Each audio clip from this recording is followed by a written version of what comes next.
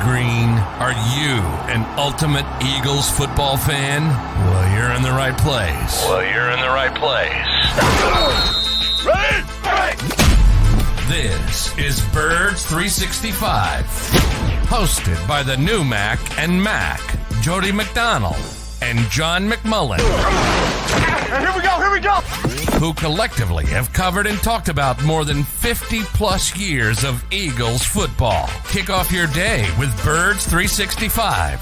You'll get debate. We love to argue. You'll get the real story from inside the locker room. And you'll hear from some of the great football minds from around the region. You're about to become an Eagles insider. Get in the game. Join Jody Mack and Johnny Mack and join the football community that flocks to Birds 365. Birds 365 starts right now. Welcome to the NFL. Let's go! Let's go! Go!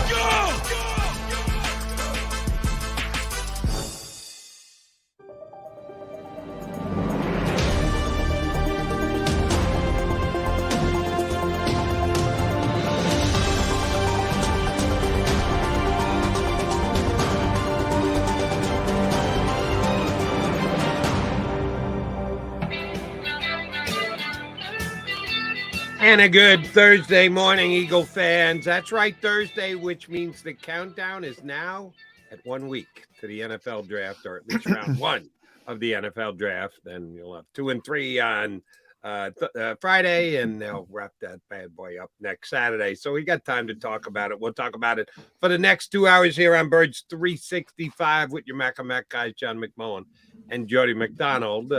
Plenty of draft talk today. We got 2 good draft guys, Eagles/draft guys, that will punch up as guests. But first things first, another lottery ticket, J-Mac. Another draft-proofing signing by the Philadelphia Eagles, or as I like to call them, safety nets, because that's what I think they are. Eagles yesterday signed a guy that you've been talking about for 2 weeks at least, as one of the wide receivers left on the free agent market the Eagles may have interest in. Olamide Zaccheaus. Get used to saying that name, or maybe not, over the next however many months. Former Falcon who will be coming to the Philadelphia Eagles to compete for a wide receiver spot. We knew the Eagles were looking at potentially getting a veteran wide receiver before the draft. Do you like this signing? I mean, I don't mind it in the perspective you just put it in, as, you know, another lottery ticket to come in and compete. I was a little surprised that receiver wasn't in the group that they had for the so-called draft proofing, or whatever you want to label it as. So it took longer than I expected. I thought they would bring in some kind of body at wide receiver, and he just made so much sense because he's a local kid. He's on the market, went to St. Joe's Prep. Everybody's excited about that. Magnolia, he's from 2 towns over from where I live. I mean, it just made so much sense, and he's a slot guy. Plus, he's got a little bit of punt return ability. He's 25. Checked all the boxes for what the Eagles have been doing. They want those younger players, potential, maybe some potential upside, cheap, which is the most important part. And it got done. So, I don't mind it. But, you know, if things fall on draft day 2, day 3, and they get a receiver, you know, we might not be learning the name, as you mentioned. We might not have to learn. So it's another one of those guys. You know, he could be the starting slot receiver in week 1. He could be off the team in week 1. It's another one of those things. Right, which I'm sorry, Eagle fans, I just can't get excited about. Understand you want to give yourselves a specific look to your roster before you even get into the draft, and then certainly before you open up camp. Olamide doesn't excite me. He's been in the league for 4 years. He's an undersized guy. I would like to see the Eagles get a bigger third wide receiver. There have been great slot wide receiver little guys, the Amendolas of the world. Yeah, I don't think he's one of those guys, or hasn't shown that to be the case in Atlanta. Yeah, just for numbers' sakes, I get it. But this guy is another Jag, as far as I'm concerned. He's just a guy. He's not somebody who's going to be a difference maker. The Eagles have signed a bunch of Jags this offseason. And with the work they did prior to getting the Jalen Hurts deal done and the Mailata restructure, they're in good shape as of right now underneath the salary cap. We don't have details on the deal that was just signed yesterday. You're expecting 1 year, right? You don't think there are multiple years on that guy. Yeah, obviously 1 year, probably under 2 million. It's the theme of the off season. It's a lottery ticket. It's just the latest one. For whatever reason, I mean, he had, his career year last season because, as I said, his age, some versatility as far as special teams. It's a little bit surprising that he was on the market so long. But then you start to ask yourself, why was he on the market so long? My guess is they were just holding out, hoping for a better offer. Because I think this offer's been out there for a while. And they were just, hopeful of getting a little bit more somewhere else. And it just never came. And now all of a sudden, remember the calendar. The Eagles are the last team in the off-season work. If you're a young player on that kind of deal, you want to be in for off-season work because you want to make an impression. So he took it as long as he could, and now the Eagles are starting their off-season work next Monday, and he'll get a chance to compete to make this football team. No question about that. Barring what happens on draft day. And this is not going to prevent Howie Roseman from doing anything. If he likes a receiver in the third round, for instance, Marvin Mims is a guy they looked at who looks to me like a natural slot receiver. That could be a guy. They bring him in and all of a sudden, he becomes less relevant. So you'll get a better view of sort of the landscape for Olamide after the draft, but he's, as I said, another draft proofing guy. So you don't have to force yourself. All right, we need a body at receiver. So you can't be in that position, or you don't want to be in that position. A lot of teams put themselves in that position. Eagles don't like to be in that position where they're saying, oh, we got a pick. Maybe they traded for a pick in the 5th round. We need a body at wide receiver, and we're just going to take the best receiver. They don't like to do that, and that's, sort of why they do these kind of signings. And I thought that you were a bigger fan of his game because you had mentioned him several times here on the show. And when you texted me yesterday with the notice that he had signed, I said, they got your guy. And you said, not necessarily my guy. Yeah, and I'm going, what are you talking about? You've been talking this guy up for 2 weeks. No, I thought they were going to sign him. And, I always say, I've tried to inform the viewers and the listeners that what the Eagles are going to do, not what I would do. And I thought they were going to sign this kid earlier in the process for all those reasons I kind of said, and they probably were. And as I said, he probably was holding out to see if, there was that last minute offer that maybe somebody, was going to ante up another $1 million or something. And when it didn't come, he said, all right, let's do it. And that's my guess of how it unfolded. But I always thought it made sense for what they need, what they were looking for. 25-year-old lottery ticket. Amazingly, he's younger than Britton Covey. So, he could be involved in punt returning as well. Just made a lot of sense for what the Eagles were doing, what the Eagles were looking for. Yeah, I mean, I have nothing against him, but I wasn't pounding the table like Nick Sirianni to go sign this kid. I just thought it was a natural fit for what they were doing. And it turns out that it was. Right. And my stance has been he's not good enough. If he turns into a Jag, just another guy. And that's how I would look at him right now with what he's done so far. 5'8", undersized. He's got some speed. You worry more about the speed than I do, that we need to keep Quez because he can actually keep a defense honest. Well, you got to be able to catch the ball to keep a defense honest. I'll give the newest Eagle wide receiver credit. He does catch what comes his way. I think he caught 59 out of 60 targets, something like that. Those that were drops were bad throws. Those that were on his hands, he did make the catch. I'll give him that, but I think he's just another guy, and I would like to see the Eagles at the third wide receiver spot get a guy who's actually done something, a playmaker. And, I've thrown Jarvis Landry's name out there a couple of times. Now, Landry hasn't signed, and maybe he's still holding out belief that he's going to get a better deal too. You wondered why Zacchaeus waited as long as he did, probably hoping that someone would up the offer a little bit. Got to a point where he said, I better take the best offer the Eagles have out there if I want to go home.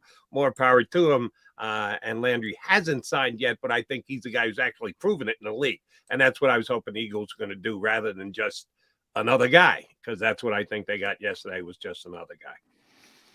Yeah, well, I mean, obviously age comes into it. Obviously role comes into it. Let me ask you a question about that. Age comes into it. On a one-year contract, what does age have to do with anything? Well, the hope is they want to develop the player, and, guys grow together, and he's here and he has success, and you can easily re-sign him. He's cheaper. That's part of it as well. Don't underestimate that aspect of it. But the bigger thing is, role. Like if AJ Brown, and we don't want to jinx anybody, if Devontae Smith gets hurt tomorrow, unfortunately doing off-season work, you got to go out and get somebody like that. But as a third receiver, you want a role player. I always compare it to utility players in baseball. There's different. You don't just get the best player to be a utility player in baseball, because it takes a certain mindset. It takes to be able to play different positions, to be able to play once a week. And, baseball's changed a lot. I'm talking about my wheelhouse. And back in the old days, Luis Soho always sticks out to me. You'd see him once every 2 weeks and he'd get a big hit. Yep.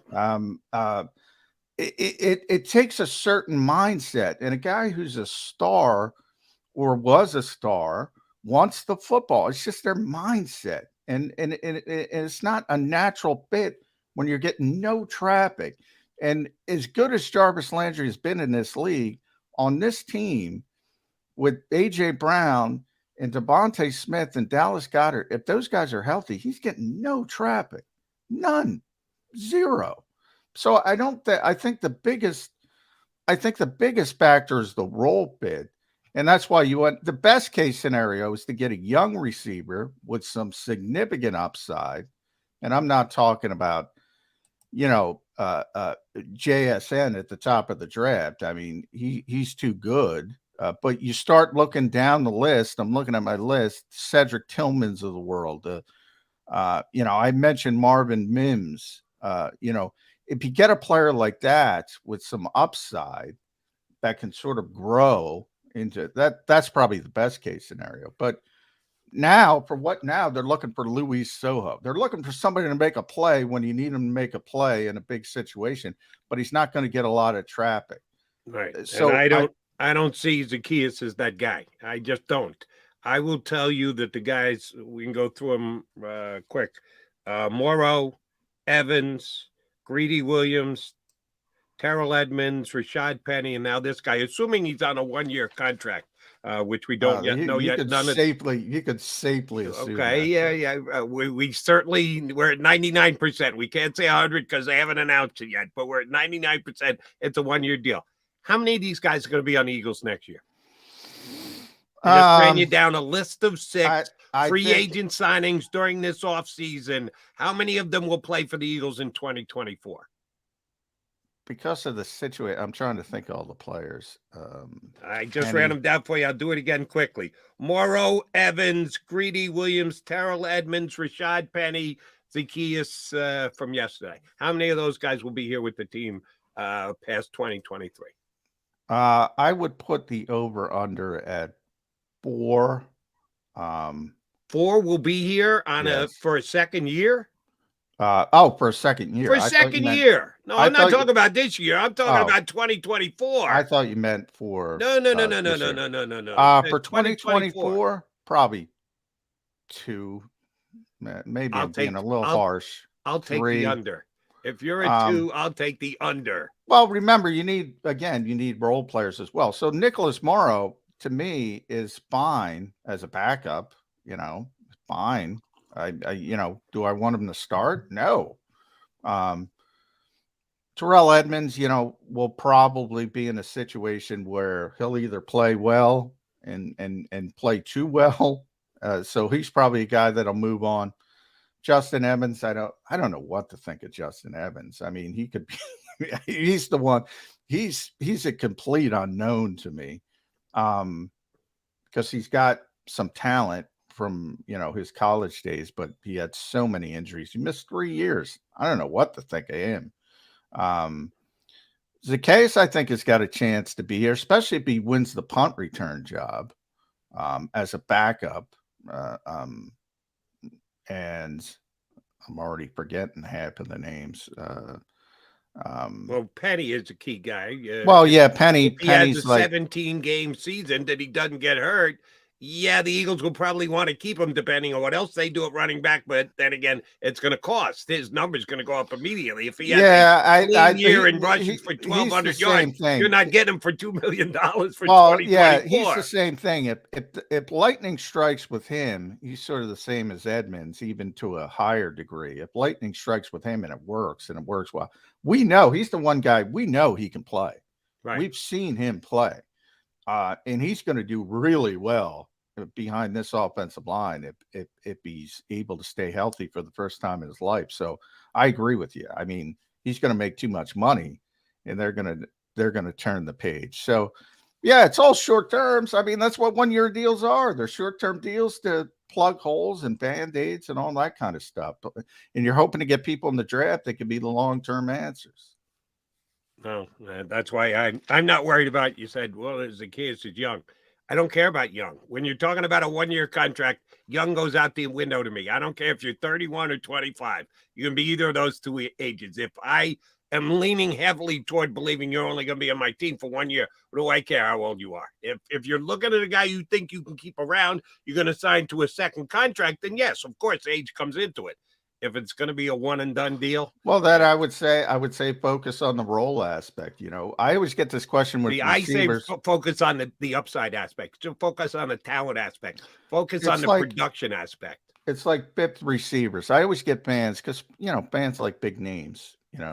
Like if you're a fifth receiver, you got to play special teams. You got to be good on special teams, and they want veteran guys who haven't played special teams in 8 years. And they're not going to be relevant for that particular role. Yeah, role is a big part of it. Very, very, very big part of it.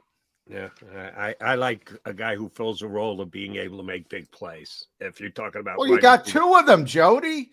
You don't. What you just dismissed was you touched on it, but then you moved on from it quickly. What happens if Devontae Smith breaks his ankle week 2? And now all of a sudden you got Olamadeus Zacchaeus as your number 2 wide receiver for the entire year. Then you go out and get somebody else. You got 53. You could go out and get Jarvis Landry, or you could already have Jarvis Landry. You might be able to go out and get him, to be honest, because he's still out there. 53. You got 53 players.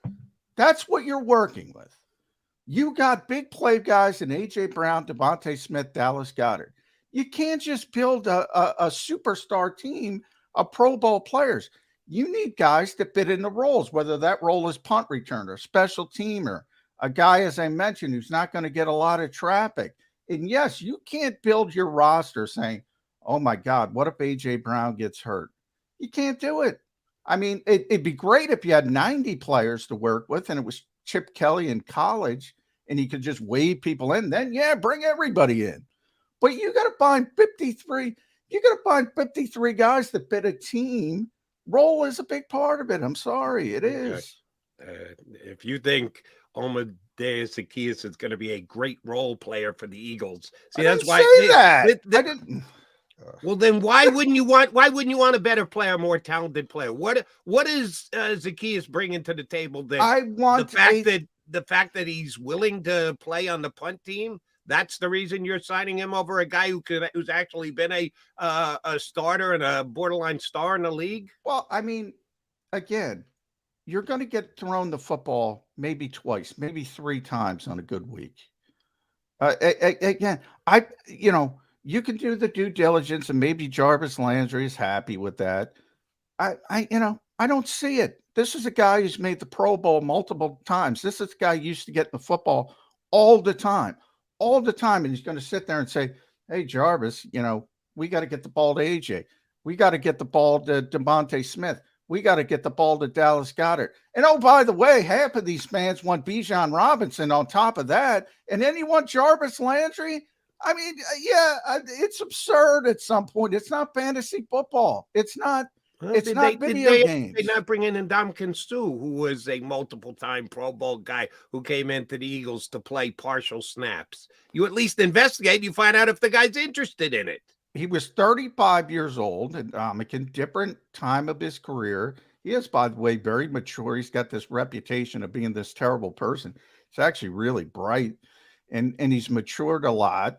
And they did do, and they brought him in November. If AJ gets hurt and Jarvis is out there, yeah, they'll bring him in. But they're not going to bring him in to be a part of this roster with A.J. Brown and DeVonta Smith and Dallas Goedert healthy and ready to go. I didn't know you had reached out to Jarvis and knew that he was more important to him was a role where he's going to get 100 targets rather than 50 targets. Well, who's more? I didn't, but either did you. Who's more likely to be right? The guy who always gets 100 targets or the guy who always gets 100 targets and says, oh, I'm fine with never getting the football? I'll tell you why I think I'm right. Because it's April 20th and he's not signed. If we had this conversation in February, I'd go, yeah, John's probably right. We're sitting here. He hasn't signed a contract. It's April 20th. All the teams are opening up their camps. I think that he might have to go, oh, shoot, I guess I'm going to have to take a lesser role this year. All right. I mean, we'll agree to disagree. I mean, you want the player. I get it. But, to me, it's not fantasy football. It's not video games. Guys got to fit. You got 53 guys. You got to fit. Somebody's got to play special teams. The back end of the roster, wide receivers, always play special teams. That's part of the role. Understood. That's part of the role. And without having talked to him, you lay it out to him. And if he's accepting, if he's not, if he still thinks he's going to be wide receiver 1 for a team, say, good luck, son. And you let him go good and land with another team. But I'd at least investigate. And the move has been made and they signed the guy. And I don't think the guy's much of a player. The fact that he was, and oh, by the way, he was wide receiver 2. So he's going to have to accept his role with the Eagles.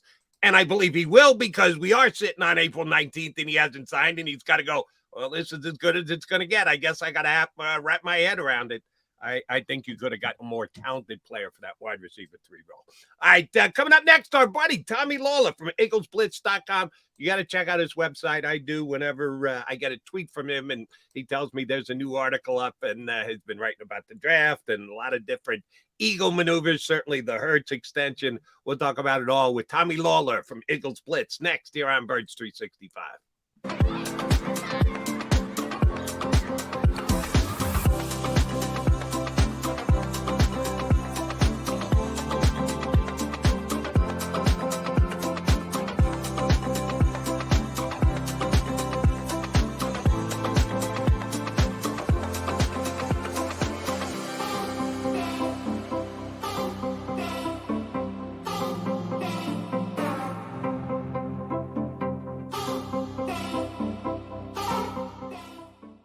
Imagine for a moment that you went to work today and when you came home, you were catastrophically injured. Your life and your family's life. That's what happened to union construction worker Mike Little. I was scared of what the end was going to be, but to be 100% honest with you, I knew I was going to be all right just by talking with Brian. In my heart, I just knew everything was going to be all right. Call the firm and find out why they say, "We got this." Call 215-458-2222.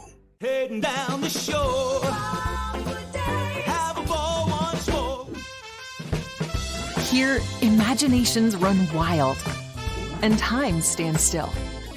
Because here, you can find the best of the Jersey Shore, all on one 5-mile island. So leave the old you behind and get lost in the woods. Wild, wild, wildwood days.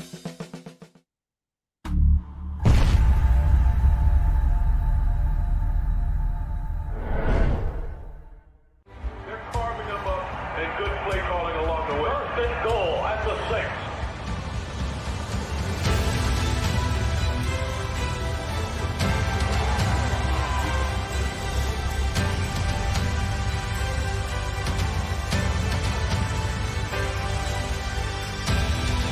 On the field of life, First Trust Bank is there for you.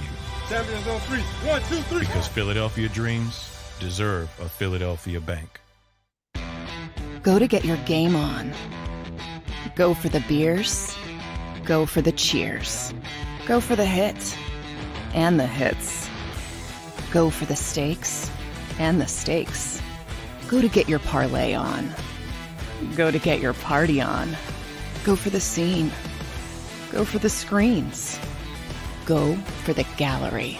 Go for the win. Go to Ocean. Visit theoceanac.com to plan your visit.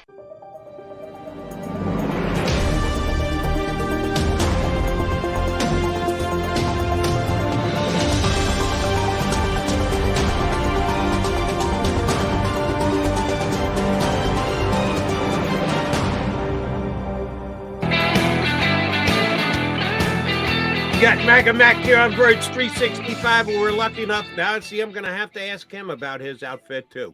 Another guy in burnt orange. Is he trying to tell us they've got to take a running back at number 10 this week from EaglesBlitz.com, Tommy Lawler?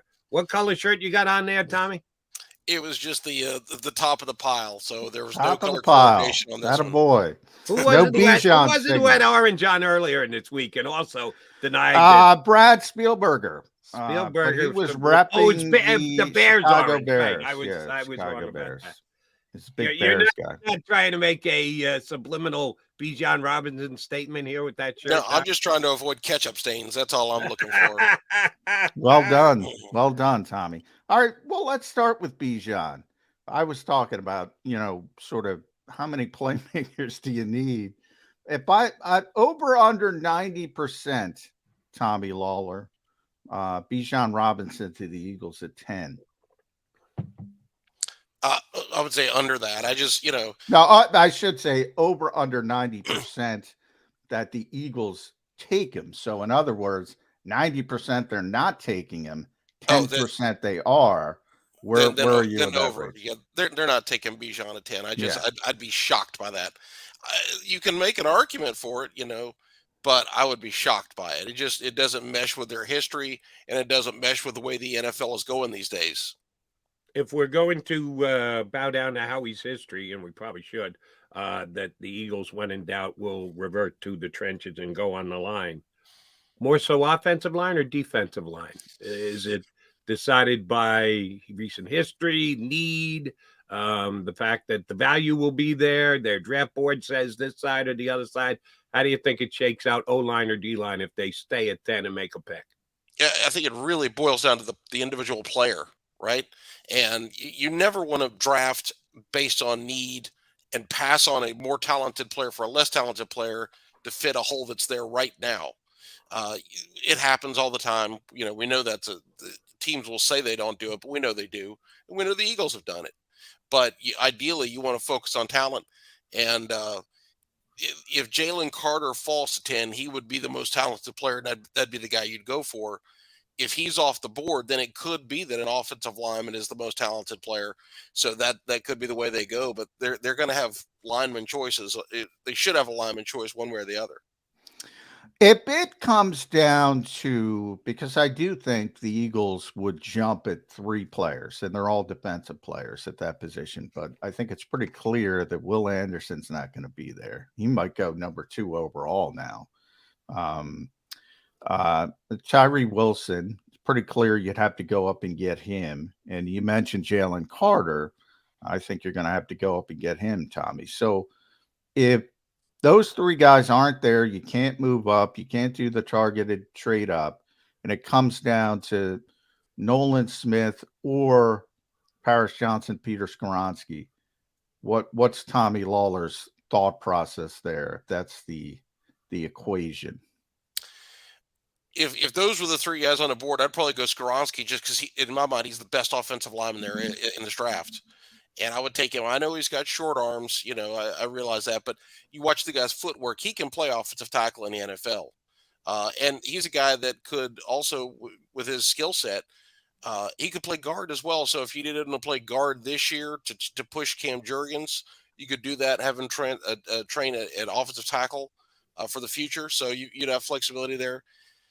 Nolan Smith's a player I really like, but I feel like 10's a little bit early for him. Ideally, if those are the 3 choices at 10, I might want to move back a few spots. And if I could get any of that trio at 12, 13, 14, I'd be a very happy person. I hope the Eagles take whoever they think is the better of the 2, Paris Johnson or Skoronski. You mentioned it makes me nuts that they will make a decision based on an inch and a half on the guy's end of a guy's fingertips on how far his fingers get out. If they had done that years ago, they never would have taken Jason Kelce, an undersized. Oh, he's not big enough to play in the NFL. Why the hell would you even take Jason Kelce in the 6th round? Oh, because he's a Hall of Fame player, and they got that one right. All right, so if they don't go offensive line, if they go edge instead, taking out the 2 guys who John, I think, correctly states will be gone by the time the Eagles get to 10. Who are the edge guys that you do like at 10 that you think the Eagles will be looking at? Well, Smith is obviously one, and Smith is an interesting player. He didn't post huge numbers at Georgia, which that discussion, we know that goes back a year. Nobody does. Yeah, you got so many players, and they're schemed to some odd things. So these guys aren't just lining up in a 4-3 flying off the edge the way that we're used to. When if you go back 25 years ago, we watched Florida State. They line up in a 4-man line, and they always had 2 defensive ends that had 8 to 12 sacks a year. And you just knew what they could do because they were doing the same thing over and over. Well, you put on the Georgia tape and you see Nolan Smith doing a variety of things, playing in the 3-man line, playing kind of a linebacker and some looks, and just doing a variety of things. And they don't just let him fly off the edge unencumbered. And so it's a little different. But in some ways, it's similar to Micah Parsons. Parsons coming out was 6'2", 245, ran a 4.38, 4.39. And here you've got Smith at 6'2", 238, running a 4.38, 4.39. They're interesting comparisons there to be made. And so the thought of if we could get somebody that had that kind of speed, the kind of ability that he does, that has to intrigue you just a little bit, right? Because we saw what Parsons did last year, and he was the absolute freak. So he's interesting. The guy that I'm back and forth with is Lucas Van Ness from Iowa, who 6'5", 272 pounds. So you say, okay, that's great size. He could play the 3-tech role as an inside pass rusher. He can line up as an edge rusher. He could play a 4-eye defensive end. He had the same almost identical 3-cone and short shuttle times as Hassan Reddick when he came out, but Hassan Reddick was 35 pounds lighter. So you sit there and you go, wow, that's pretty freaky. The flip side is he's never started a game. He was a backup at Iowa. That said, he still played. I think he led the defensive lineman in snaps played. Yeah, he played more. I was one of those places, Tommy. They don't start younger players. They pay deference to older players. So that's exactly right. Exactly right. So it's worth noting, but it does need context. Yeah. And but he also only played 2 years there, right? So he's a fascinating player with tremendous upside, but he is a little bit raw. And you just sit there and when you watch him, you say, is he the 10th best player in this draft? And that's where I struggle a little bit. Again, if you could trade back 3, 4, 5 spots, I'd feel a lot more comfortable with it. Yeah, everybody wants to do that. And I hope Howie does it. And he's been very good at being able to pull it off. But you have to find a dance partner. You can't just wave your magic wand and say, oh, okay, he's good enough value at 15. Might not be at 10, so let me get the 15. Well, you got to get the 15. You got to find a team that's willing to trade with you. One of the things that's bumming me out heading up to the draft is, of those guys, Smith, Van Ness, I actually like Miles Murphy of Clemson better than the two aforementioned. And I don't think the Eagles are going to take him at 10. Know that you've been on top of it on your website with the Eagles pre-draft visits. As far as I know, and they keep them under wraps as best they can, and mostly the information leaks out, I don't think they brought him in for a visit. They did Smith, they did Van Ness, they surely did Carter, who you have to hope falls down to you. But can Miles Murphy fall all the way to 30? My buddy Rick Saratella from NFL Draft Bible has him going to the Eagles at number 30. Man, how great a pick would that be? Because I think I'd take this kid at 10. What do you think of Miles Murphy from Clemson? Very talented player, no question about it. I don't like him at 10. He's a guy who's a very experienced player, and yet there's times he still looks a little bit raw with his pass rush. He does have good size, 6'5", 268. He's athletic. And you watch some of the things he did. And at Clemson, they let their guys fly off the edge a little bit more. They're a little bit more of a traditional defense where those guys can really get after it. He's good. I don't know that he's going to last to 30, but I think it's possible. And he would be a good value at 30. I just don't like him at 10. We focus a lot on 10 for obvious reasons, Tommy, but that 30th pick we haven't focused on as much, and it's an interesting one for a number of reasons. Obviously, anytime you're at the end of the first round, you got the 5th-year option thing. People want to come up to get it, or they want to go back because they don't want it. Chance to move back early in the second round. But boy, I look at Brian Branch and I say, that's exactly the kind of player the Eagles want at safety. Exactly. I mean, he's got the mirrored ability. He can play in the slot. He can play at safety. We always talk about box safeties. We look at Terrell Edmonds. He doesn't seem like a natural fit for what the Eagles do defensively. Trading for Budda Baker, he's more of the Swiss Army knife guy, which doesn't fit what they do. Brian Branch seems to fit everything. If he's there at 30, it's just say, screw it, take him. I've never taken a safety. We can call him a defensive back, label him however you want. He's the best fit for the Philadelphia Eagles in this draft for me. How do you see Brian Branch and the Eagles as a match? I think good. I wouldn't quite go as strong as you are. And part of it is we're guessing here, right? We haven't heard Sean Desai talk yet. We haven't seen him coach a game. We've heard Nick, though, to be fair, Tommy. We've heard Nick talk, to be fair, Nick Sirianni. Oh, sure. And Sure. He said, we're playing the same defense. He's said it 3 times on the record. And when we think about what they had last year, you had a guy in Blankenship who had the ability to play deep and come up aggressively, physical player, and obviously a physical player in Epps. And then CJ Gardner Johnson was just he was a different guy, because he had the ability to be a center fielder. He had been a nickelback. He had that kind of versatility.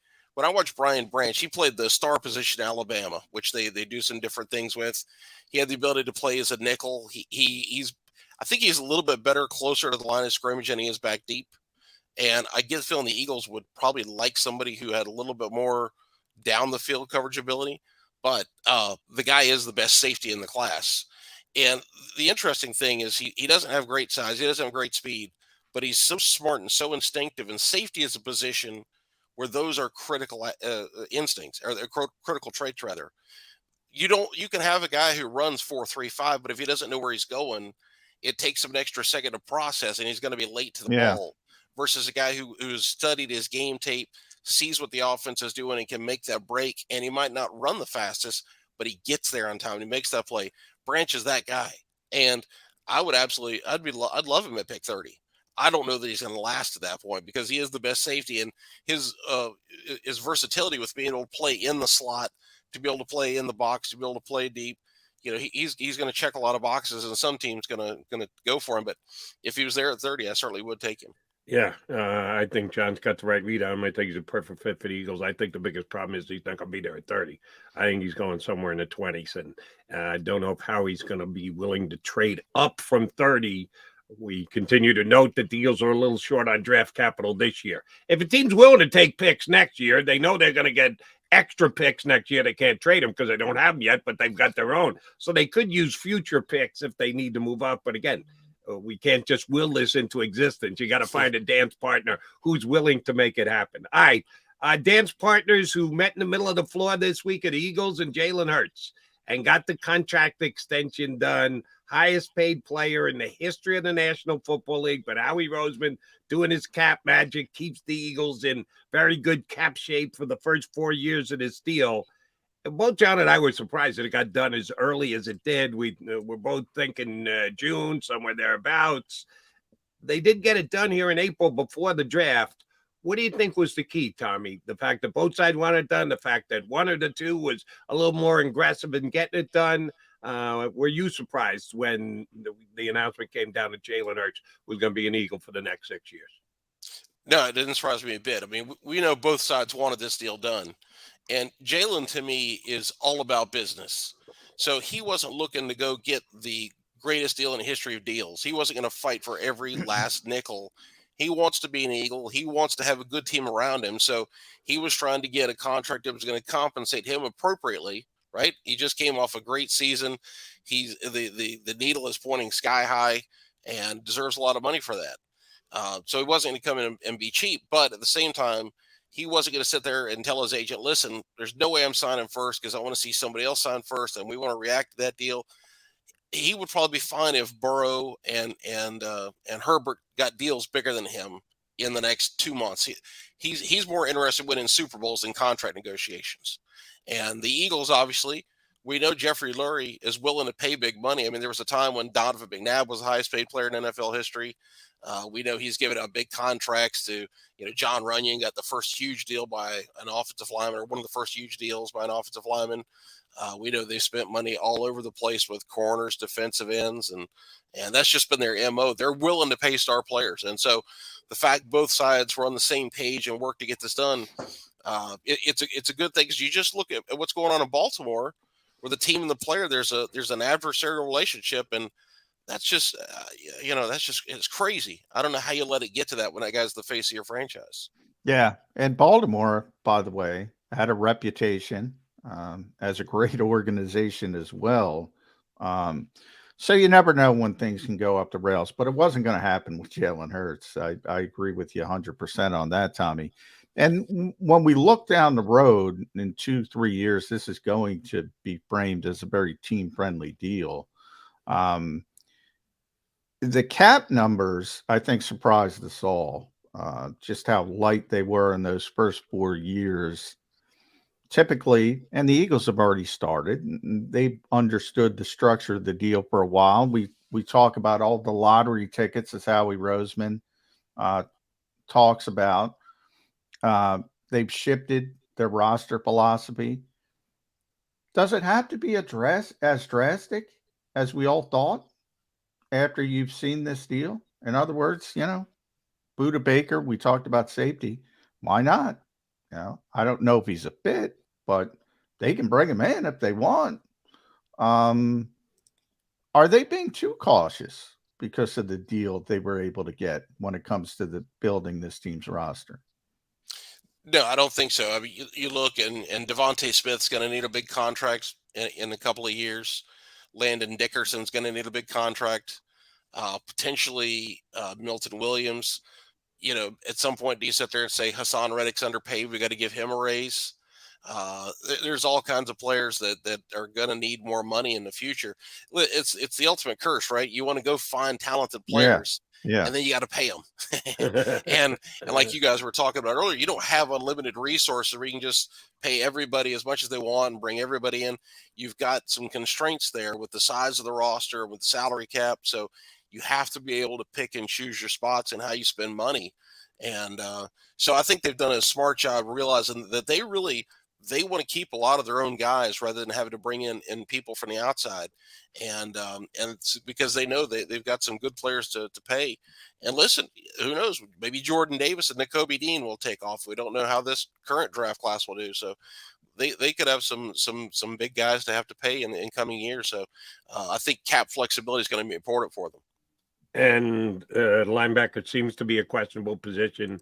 I hope Nick Morrow's a player. I don't know that he's a player. I like the fact that he played every down for the Bears last year, but he wasn't really a playmaker. Is that something they'll address in the draft? I don't think they'll do it with a first or a second round pick. They've got the third and then the drop off. Nothing till the seventh if Howie doesn't maneuver around and add draft capital. Do you think a linebacker could be one of their first four picks? I don't. Really, the key here is it's not a good class of linebackers. So this is kind of like when you go to the grocery store, in the South when they announce a snowstorm, everybody goes to the grocery store and buys the thing. They go here. They go here, Tommy. Okay, I wasn't sure. Oh yeah. And so you walk in there. There's not a loaf of bread. There's not a jug of milk. There might be a couple of weird beers there. No donuts. So you got no choices. And this is just not a good group of linebackers. There's some real athletic, interesting guys for the weak side. I think they need more of a middle linebacker so they could play Nakobe on the weak side, because that's the vibe I've gotten, is they would prefer him on the weak side. If they prefer him in the middle, then there are some intriguing weak side linebackers. And Nicholas Morrow, actually, if you go back and look last year, he played middle linebacker for the Bears for the first part of the season. And when they traded Roquan Smith, they moved Morrow to the weak side. And his play picked up when he went to the weak side. And in fact, when they played the Eagles late in the year, he was the weak side linebacker. They had a fantastic game then. If you put him in space and let him move around and fly to the football, he's fine. He's maybe a slightly lesser version of Kaiser White, and Kaiser did a fantastic job for the Eagles last year. So you don't necessarily need a great player there. Listen, I go back to the old days. I'd love to see Byron Evans and Seth Joyner lining up for the Eagles, right? Unfortunately, in football these days, linebackers are hard to find. The game has just changed, and that's a position that's really suffered. And it's tough to find those guys. But the draft class, not a lot of compelling guys in the draft class. So let me just throw you one guy. And I know he's not a perfect fit. And if we're trying to do the square peg in a square hole, and never shall we try and adjust, this guy's not going to work. If the Eagle defense is very, very, very similar to the one they had last year, he doesn't go in unless you change his position. Nate Herbig's brother, Nick Herbig from Wisconsin, is kind of a tweener. He's undersized for defensive line. He's a little too big to play in a two linebacker set. He's an edge guy is basically what he is. So we can call him a linebacker again. And it annoys the snot out of John when they call edge guys linebackers, because we know they're really not. But Nick Herbig, Nate's younger brother from Wisconsin, probably a third or fourth round draft pick. Do you think the Eagles would take a guy like that? Sure. So, but again, you'd be drafted into backup Hassan Reddick, right? That's where you would put Herbig, because he's a pass rusher. That's where he is at his best, is coming after the quarterback. And we know the Eagles. They say in cover, though. I saw his grades. PFF said he was very good in coverage, which doesn't make a lot of sense if you've got a guy who gets 11 sacks but is also good in coverage. I'd kind of want that guy on my football team and find a role, create a role for him. So if the Eagles don't draft, somebody like Nolan Smith or Will McDonald in the first round, and they get to the third or fourth round, you're going to have guys like Nick Herbig, who would be of interest, because they've been looking for somebody to be that, either the starter or the backup with Reddick. Before Reddick came, they tried some guys. Patrick Johnson, they drafted to see what he could do. A real effort guy. You'd love to watch him play. He's good on special teams, but he just doesn't have that burst to beat tackles. They drafted Kyron Johnson last year, thinking he could possibly help in that area.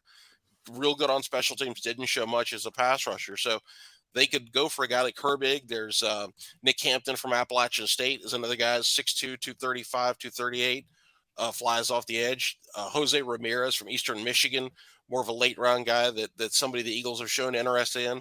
6'2", 242, and could come fly off the edge. So there's going to be some guys in the middle and late rounds that could take another chance on. They've been looking. They haven't found that guy to back up Hassan Reddick, but they keep looking this year for sure. At Lawler NFL, make sure you follow Tommy on Twitter. You can read him at eaglesblitz.com. That's IGGLES blitz.com. Does a tremendous job. So Jody and I were going back and forth. The latest draft proof signing for the Eagles, local kid. What do you think of Alalami Made? I screwed up the name, Jody. Help me out. You got Olamide Zacchaeus. Excited? Nothing? What do we think of this signing? He's so much better than Jarvis Landry. It's crazy. That's all I'm saying. No, he's listen, he's what you want. And I heard the discussion you guys had, and you would love to talk to Jarvis Landry, but Jarvis at his best is a 100 catch guy that you feed the ball to in a slot and he makes plays for you.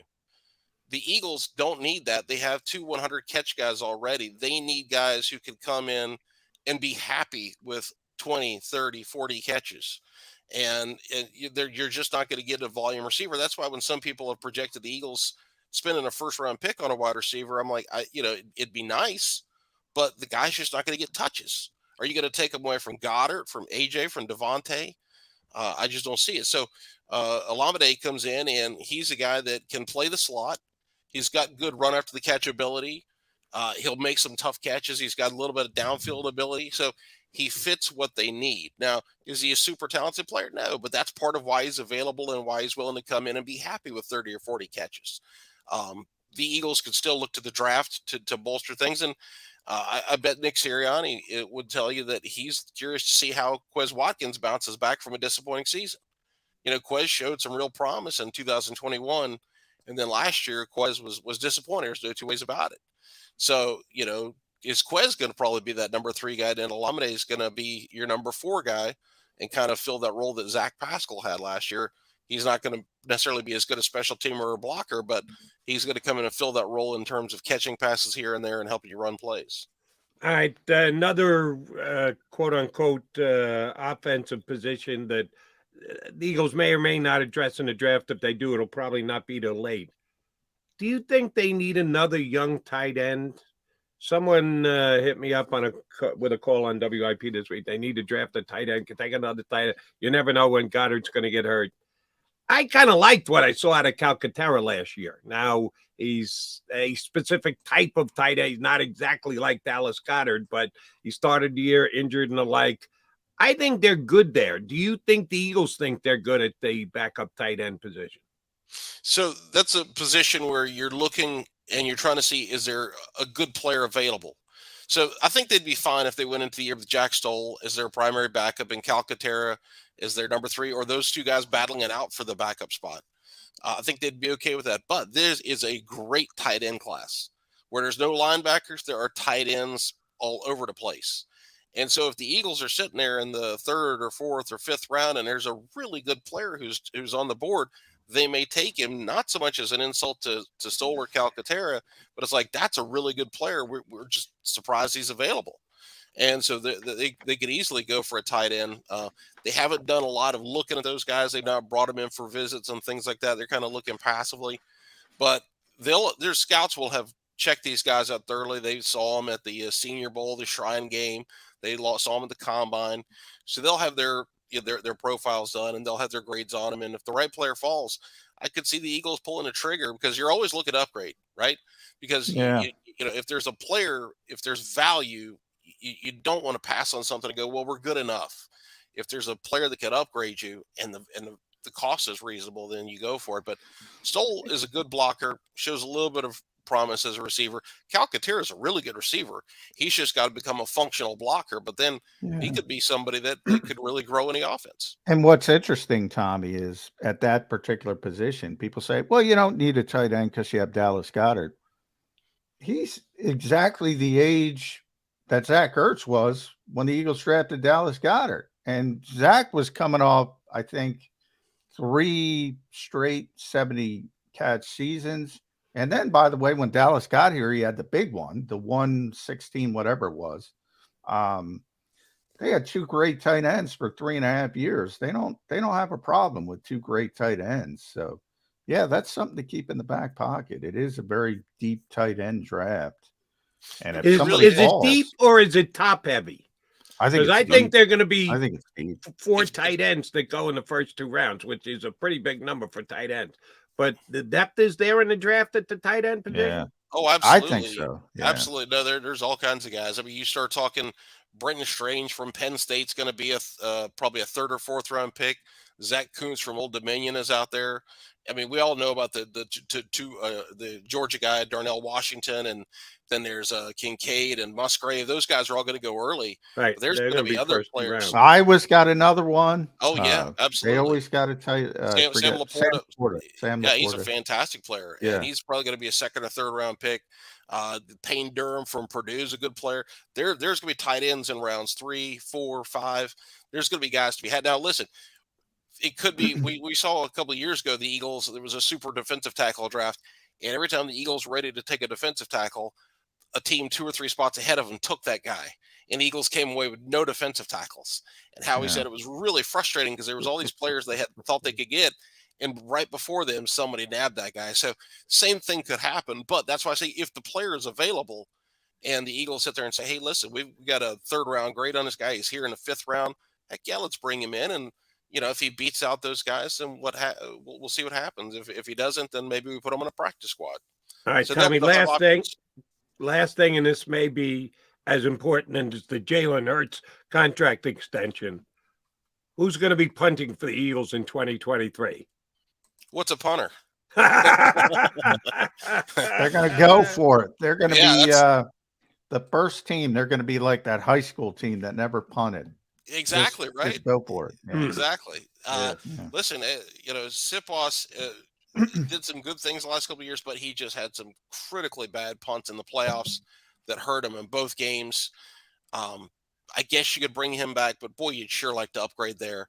I'm not going to lie to you and tell you I study draft punters and understand. What do you mean? You got all these tight ends lined up. You went 20 deep in describing tight ends. You can't give me one punter, Lola? Come on. I can't. I'm a bum. Overrated. They'll need to figure out something at punter. And so we'll see what they do. It's going to be because there's not much left on the free agent market that I know of. But the Eagles have been good at. I know Brett Kern's on the free agent market. And he can stay there. They've been good at being patient and finding solutions to these things. And, maybe they do bring Sipos back. I don't know. But, you'd like for them to figure something else out there because those the Super Bowl. Didn't the Jets just released the punter? Yeah, he wasn't really good. And he got picked up on waivers. I think the Eagles tried to put a claim on him, but weren't able to get him. Yeah, Pittsburgh. I was wondering, did you hear that? Because I haven't confirmed that, Tommy. I was wondering if the Eagles might try to claim him, but they never would have gotten him anyway. So, because Pittsburgh was awarded him. But I was interested in that, and I forgot to double back because nobody cares about punters. But well, Jimmy Kempski does, but that's it. Nobody cared about punters until Aaron Sipos punted the ball in the Super Bowl in the 4th quarter. Yeah, and then everybody cared about punters. Oh yeah, that's right. Spend the first round, spend 10 on a punter. TL, great stuff. Please check out his website, Eagles. That's IGGLES Splits.com. He's posted about the Birds all the time. He's been covering the Eagles forever, and he's always great when he joins us. Tommy, thanks much. Fun talking to you guys. Thanks, Tommy. EaglesBlitz.com here with us on Birds 365. All right, Johnny Mac, Jody Mac coming back. You know what Tommy did? He stoked a reminder to me for a question I've been meaning to ask you for. I have my show sheet. I write my show sheet every single day, stuff I want to talk about with my partner, John McMullen. And I've been writing this down like every day for 2 weeks. And I just never get around to it because it's not a pressing question. It's kind of a long arcing over a period of time question. The Johnson brothers on the Eagles, Kyron and Patrick. They're here. They don't play. They're still on the roster. Every once in a while, Nick Sirianni would throw a plaudit their way. Jonathan Gannon, before he became the coach of Arizona, would throw a plaudit. Yeah, but they never get on the field. So I want to ask John about that, what he thinks the Eagles think.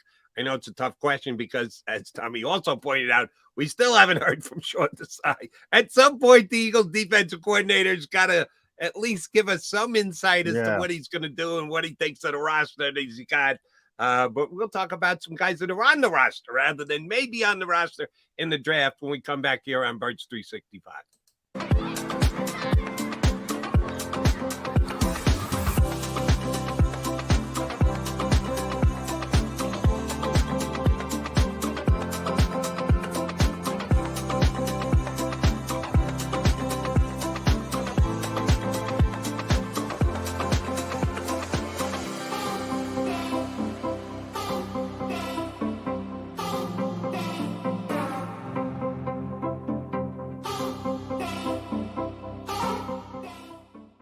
Imagine for a moment that you went to work today and when you came home, you were catastrophically injured. Your life and your family's life. That's what happened to union construction worker Mike Little. I was scared of what the end was going to be, but to be 100% honest with you, I knew I was going to be all right just by talking with Brian. In my heart, I just knew everything was going to be all right. Call the firm and find out why they say, "We got this." Call 215-458-2222.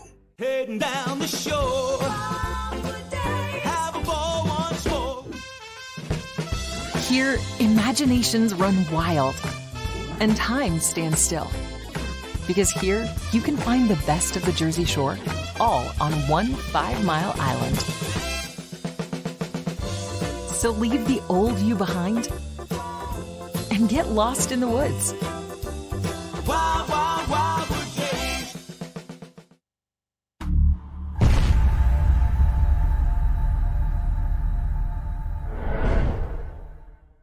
They're carving them up and good play calling along the way. First and goal at the 6.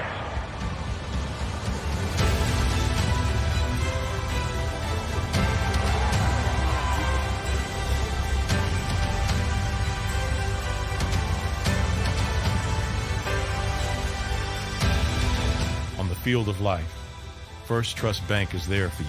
Champions on 3. 1, 2, 3. Because Philadelphia dreams deserve a Philadelphia bank. Go to get your game on. Go for the beers. Go for the cheers. Go for the hit and the hits. Go for the stakes and the stakes. Go to get your parlay on. Go to get your party on. Go for the scene. Go for the screens. Go for the gallery. Go for the win. Go to Ocean. Visit theoceanac.com to plan your visit.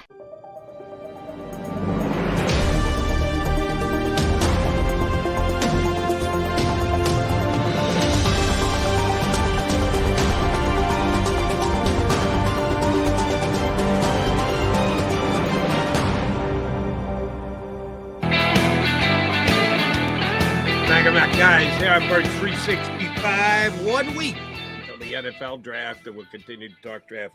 We're going to get Adam Kaplan up here in the next 15 minutes or so from InsideTheBirds.com, podcast, radio show, also does work for Sirius XM's NFL radio network.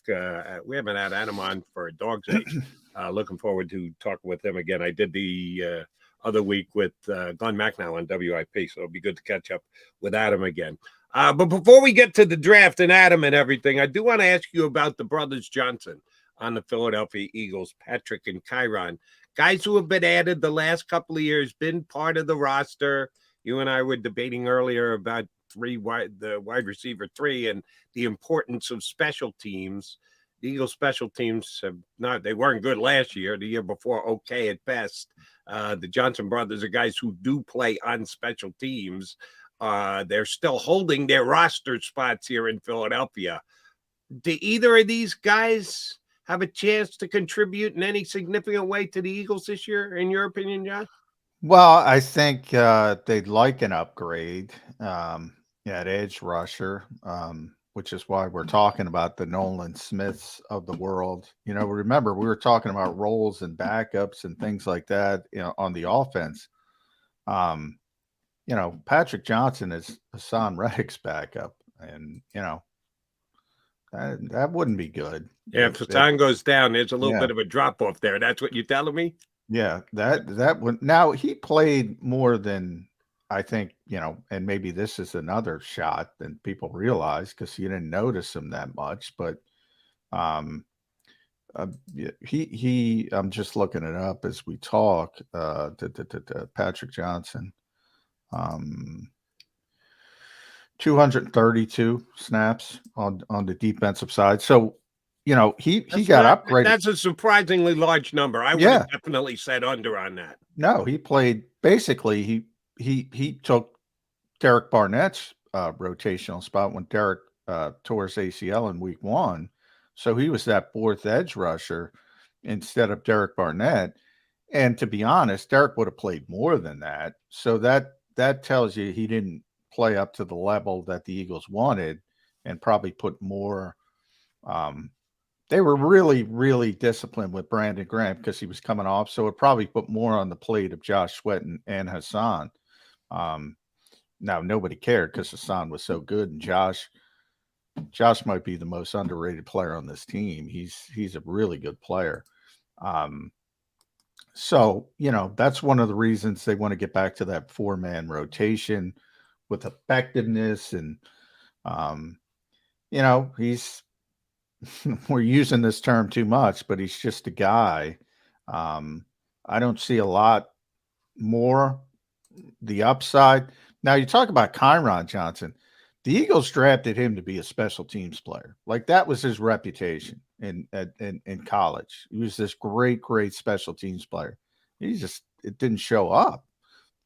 Now he was a 6th-round pick, so it's not like you're expecting that much. He barely played on defense, but he was supposed to be a core 4 guy. I always talk about, you know, the Dave Bipp days when they would have the Chris Maragoses and Brian Brayman's and Najee Goods, the guys who were just good at special teams, and they don't do that anymore. Well, they tried to do it with Kyron Johnson. Didn't work. Maybe it does work. Maybe you just need some experience. But I would say that, you know, that's his role. He's got to be a core 4 guy on special teams, and didn't see a lot of evidence of his reputation as a collegiate player in that phase last year. And I'll give Patrick Johnson credit because, man, I didn't know he played as many snaps as you said. I guess he wasn't supplanted by Robert Quinn, the outstanding acquisition by Howie Roseman. We love you, but we got to point out the good with the bad. That 4th-round pick the Eagles won't be making this year how many snaps did Robert Quinn play? Well, I'm glad you brought him up because I should have brought him up. That's another indication that, you know, Patrick didn't perform at the level they wanted him to. That's why they went out and got Robert Quinn, and that didn't work out either. So that's just another indication that the Eagles need an edge rusher. So when people say, well, they have Hassan Reddick, they have Brandon Graham, they have Josh Sweat. Yeah, they're all great players, but they want to come at you in waves. Right. And that other edge rushing position, the 4th one, is really important for this team. And that's why don't be surprised if it's Nolan Smith or Lucas Van Ness or somebody like that. Could very well be their first overall pick of the draft. And Patrick Johnson did get a lot of snaps for not a whole heck of a lot of production, but I would have guessed under because they went out and got Robert Quinn. And all right, well, there go his snaps. Well, Quinn did next to nothing. And yes, the Eagles. Well, remember, Robert got hurt too. He had knee surgery and he missed a bunch of games. So, but he wasn't playing well either way. So, right. And correct me if I'm wrong, but still waiting for his signing this offseason, correct? Yeah. He's still out there on the free agent market waiting to be scooped up by some team. I hope he doesn't wait too long. Yeah, they still need another edge guy. And I did throw that name out there. And if they go offensive line in the first round, John, if it's Paris Johnson, that's the selection at number 10, and they go, who knows where they go in the second round, but it's not edge again. Nick Herbig. He's another Herbie. He's a talented enough player to go in the third round. Where the Eagles pick in the third round, which is, I think, 94. Where did it? Are their third round picks slotted in for compensatory picks? Yeah, the compensatory picks are they slotted. might be pushed back to 94. Well, there's 32, so it's 96. Yeah, so it's 94, I think, is their pick in the third round. He's a talented enough player to take there. Is he a fit for them? Is he going to be a good enough? He's a tweener, and I hate using that word, but sometimes it just stone cold fits, and I think it does here. He's not a natural edge guy. He's certainly not a linebacker, a little too big, but I did check the PFF grades on him, and he's thought to be a real good coverage guy. Does he, assuming that the defense is going to be very similar to the one last year, and you keep telling us this because that's what Nick Sirianni has hinted at, even though we haven't heard from the defensive coordinator yet. Is Herbig, younger Herbig, a guy who could fit for the Philadelphia Eagles if they don't get an edge in either of the first two rounds? Probably not. From what you're just saying, and I think the Eagles are way too slavish to fit on the defensive side. I think they're much more malleable on offense. I really do. Defensively, it's like, yeah. I mean, to me, and we talked about this a little bit with Terrell Edmonds. He's got to play because he's the best guy they got. Figure it out. And they need a linebacker. And, if you're asking me, and it comes to that place in the draft, yeah, I wouldn't mind taking him. If you're asking them, they'll probably say, no, he doesn't fit what we do. And I don't like that. I don't like it. I know that you've been well on record that they're overly married to the system, as am I. Yeah, you maybe a little more so than me, but yeah, it is annoying, and I get it. The Eagles are going to dispense information when and how they want to, not when Eagle fans would like to know, and we like to give our slant on it, but we still don't even know what kind of defense they're going to play. I know most people don't like the scheme. Let's be honest. I think we could agree on that. And Philadelphia Eagle fans don't like a non-aggressive scheme. You're kidding me, John. Is that really the case? Yeah. And I know everybody's holding out hope because they haven't talked to Sean Desai. Man, I hate to snatch hope from you, but again, Nick has been very, very honest about it. Sean's history tells you all you need to know. He's a big Fangio guy. He's not all of a sudden coming in and saying he coached under him. It's not even knew a guy who knew a guy. Oh no, he coached under the guy, so that's going to be the case. That's what Gannon was. He knew a guy who knew a guy. Right. This is a guy who's with Bick. He's a disciple of Bick. Direct disciple. I don't know what people are hoping for, but you ain't getting it. It is what it is. And, Tommy brought up a good point about safeties and communication and Branch's football IQ. Communication's big. You see it all the time in the back end on this defense. When those guys don't communicate, it looks ugly.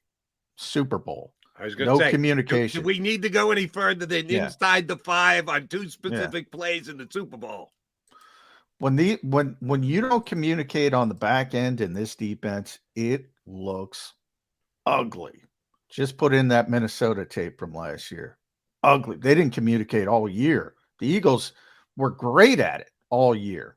And all of a sudden they crapped the bed on the biggest stage, unfortunately, and didn't communicate. When you don't communicate in this defense in the secondary, it's a flipping disaster, Jody. It is a flipping disaster. That's one of the things I don't like about this defense, because there are, everybody gets younger, everybody, and especially with the Eagles now, they want to get cost effective. They want younger players. They want draft picks. They got to be on the field earlier. Guess what? Those guys don't have a lot of experience. Those are the ones that are going to make mental mistakes. They're going to have to learn from their mistakes, the growing pains, the startup costs we always talk about. The easiest thing for them to do is, all right, there's Jody McDonald. You got him, press coverage, man coverage, aggressive, everything likes. That's easy for young players. Point at somebody and say, that's your guy. What's difficult? No, this is cover 2. This is cover 4. This is cover 8. This is cover 2 invert. You gotta disguise pre-snap. You gotta communicate. You gotta communicate with Darius Slade. We saw what Josiah Scott on 3rd and 30. That was a communication breakdown. Yeah. Oh yeah. You gotta have all these signals between. It is a disaster, this defense, when the communication is bad on the back end. Right. And it sounds like John and I are going glass half empty here. 2 touchdowns in the Super Bowl, 3rd and 30 conversion. They were the number 1 ranked defense Number 1 pass in the NFL. So number 1. We can point out the breakdowns, and when they break down, they can be pretty damn ugly. They didn't break down all that much last year. You couldn't have been the number 1 passing defense in the NFL. I said, of all the teams that played that defense, and there were a bunch of them in double digits in the NFL, they ran it the best. Yep. They were the best at it. They were the best at it. And I remind people, it wasn't good enough to win the Super Bowl, and it wasn't good enough for the fan base. So that's why I said from day one, I feel a little bit sorry for Sean Desai coming into this environment with these expectations. And by the way, he doesn't have Javon Hargrave. He doesn't have CJ Gardner-Johnson. He doesn't have Marcus Epps.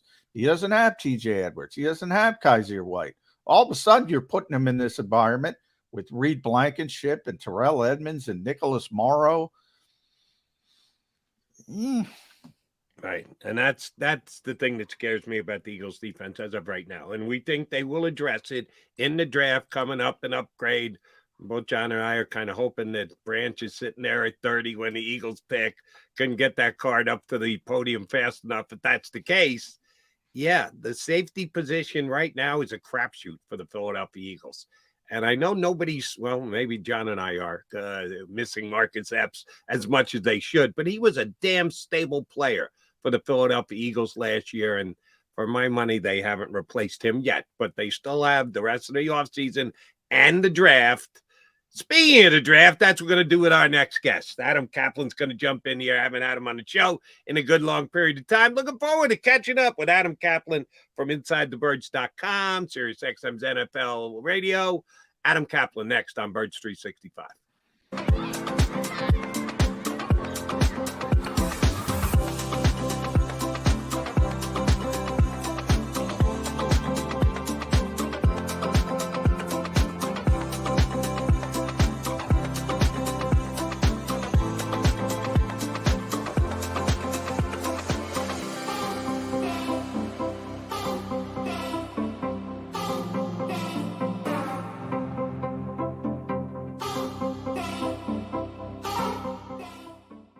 Imagine for a moment that you went to work today, and when you came home, you were catastrophically injured. Your life and your family's life. That's what happened to union construction worker Mike Little. I was scared of what the end was going to be, but to be 100% honest with you, I knew I was going to be all right just by talking with Brian. In my heart, I just knew everything was going to be all right. Call the firm and find out why they say, "We got this." Call 215-458-2222. Heading down the shore. Have a ball once more. Here, imaginations run wild and time stands still. Because here, you can find the best of the Jersey Shore, all on one 5-mile island. So leave the old you behind and get lost in the woods. Wild, wild, wild wood days.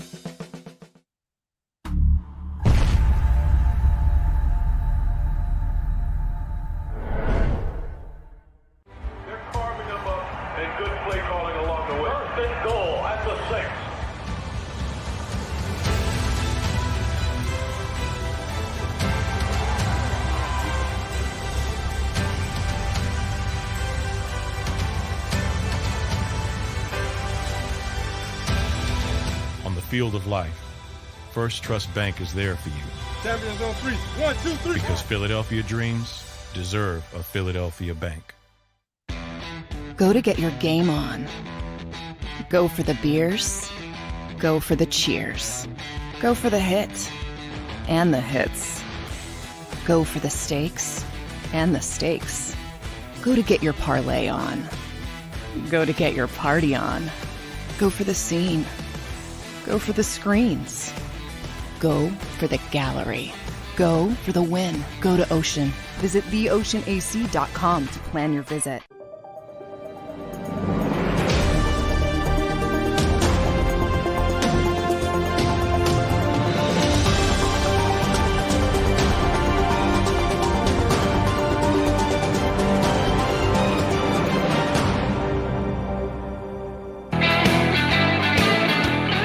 We got McDonald and McMullen, the Mac guys, here with you on Birds 365, and we bring in our buddy Adam Kaplan to join the fray. Yeah. It's been a while. Yeah. How you been, big guy? Good to see you guys. Joseph Aloysius McDonald. How are you? Yeah. You doing good? I'm good. And Johnny Mac's good. Johnny too, Mac's as here. we- Good to see Johnny Mac. Yeah, John and I last. Oh, we lost Adam. Yeah, we got to be able to hear his volume. Tweak your volume there, AC, and see if we get you back. He's hearing us fine. Yeah. But we've got to be able to hear Adam Kaplan. Now, he's a handsome guy. He's got a nice smiling face, but we really do want to hear what he has Yeah, to we say. still can't. Xander, bring him down. We'll see. We'll try to figure that out. I Yeah, don't know. we'll- He's going to tell a story of when we saw each other. I don't remember. That could have been. I could have dodged a bullet there. Johnny. Who knows? But well, hopefully we can get Adam back up pretty quickly. Should have mentioned, Pro Football Network as well. Adam's writing for them now. Okay, I didn't even know. Shame on me. I should have known that. Did not know that. Did a mock draft, some surprises as well. So hopefully we can get him up to talk about those, because Adam's really plugged in. I mean, he knows people all around the league and personnel departments, and he knows Howie Roseman's history. So it's going to be interesting and he knows people that know Howie Roseman. So it's going to be interesting to get his thoughts on, especially, I call it. And there he is. Did we got you, Adam? Can you hear me, guys? Yeah. It's breaking up a little bit, but we do hear you, so that's better than we had. Yeah, a little bit of an echo. I don't know what's going on there, but we'll try to power through. Okay. Yeah, we don't All want right, to. what story? The last time we saw each other, what were we going to say? I said I might have dodged a bullet. But... Oh, no. What happened is I think you and I saw each other, at training camp last year? One of the camps. Was it Miami? Sure. Yeah. So that was when we were trying to figure out is what we were seeing with Jalen Hurts really going to be the guy, because he had a great training camp. Oh, yeah. It's amazing how long we've come in a year. It is unbelievable. That's why I brought it up. It shows in this business you never really know. Because I remember at his first camp in 2020, I'm like, oh boy, this is not very good. We understood why.